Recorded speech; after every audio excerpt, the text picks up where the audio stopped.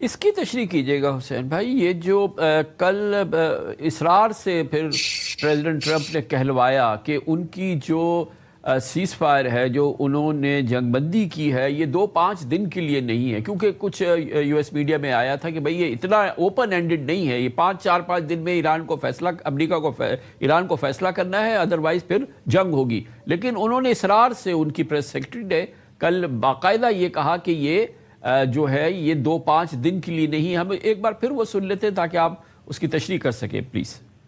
President has not set a firm deadline to receive an Iranian proposal, unlike some of the reporting I've seen today, that there was maybe a 3 to 5 day deadline. That is not true. The president has not set a deadline himself. Ultimately, he will dictate the timetable. And again, he is satisfied with the naval blockade, and he understands that Iran is in a very weak position, and the cards are in President Trump's hands right now. They are losing economically and financially every single moment that passes with this blockade. So the president is going to continue. جی sir please فرمائیے۔ دیکھیے Trump صاحب کی مجبوری ہے کہ وہ یہ ظاہر کرنا چاہتے ہیں کہ وہ جیتے ہیں۔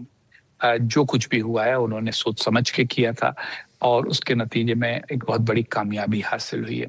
تو وہ اور ایران نے اب تک ان کو یہ موقع نہیں دیا کہ وہ کامیابی کے ساتھ یہ کہہ سکے کہ میں نے ایران کو مجبور کر دیا بات چیت کرنے پر۔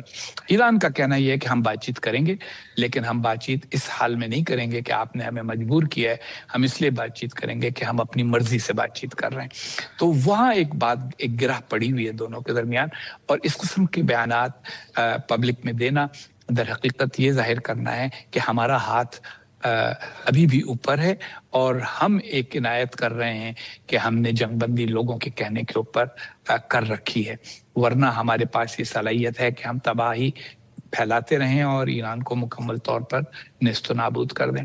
مسئلہ یہ ہے کہ ایران کو نیست و نابود کرنے سے بھی ٹرمپ صاحب کا مسئلہ حل نہیں ہوتا۔ وہ شروع انہوں نے کیا تھا رجیم چینج کی امید سے، وہ ختم ہو گئی۔ ایٹمی پروگرام پر تو آپ کو یاد ہوگا کہ عمان کے وزیر خارجہ کہہ چکے ہیں کہ جو عمان میں مذاکرات ہو رہے تھے ان میں کچھ باتیں طے ہو گئی تھیں اور کچھ اور طے ہونے والی تھیں۔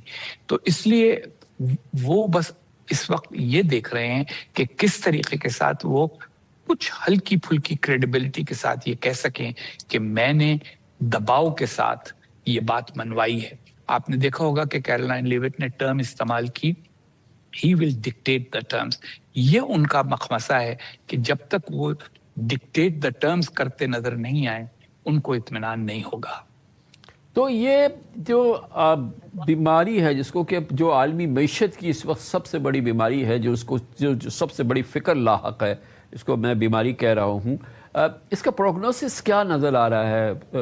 آپ فرمائیے گا کہ یہ اب آئندہ 5, 7, 10, 12 دن جو ہیں یہ بہت ہی کرٹیکل ہے، اور ایک دن جو ہے وہ جو ایک عام ملک ہے جو اس سے متاثر ہے، جن کی بہت بڑی تعداد ہے، اس کے لیے ایک ایون بڑی پاورز چائنا کے لیے ایک بہت بڑی مصیبت ہے۔ تو یہ کیا پروگنوسس کیا ہے اس کا اگلے 5-7 دن میں؟ میرا یہ خیال ہے کہ یہ معاملہ اگلے 4-5-7 دن میں طے نہیں ہوگا۔ البتہ اس بات کا امکان ضرور ہے کہ طرفین یہ طے کر لیں کہ ہم اپنا جو تکلیف کا تھریشولڈ ہے وہ تھوڑا سا اور بڑھا لیں، اور امریکہ اپنی کامیابی کا اعلان کرے، ایران اپنی کامیابی کا اعلان کرے، اور پھر دوبارہ بات چیت شروع کر دیں۔ تو کوئی عبوری سمجھوتا ہونے کا زیادہ امکان ہے۔ مستقل اور پائیدار سمجھوتا مجھے چند دنوں میں ہوتا نظر نہیں آ رہا۔ عبوری سمجھوتے کا نتیجہ یہ ہوگا کہ کم از کم جو آبنائے ہرمز ہے اس کے کھلنے کی کوئی صورت پیدا ہوگی، اور تیل آنا شروع ہو جائے گا مارکیٹ میں۔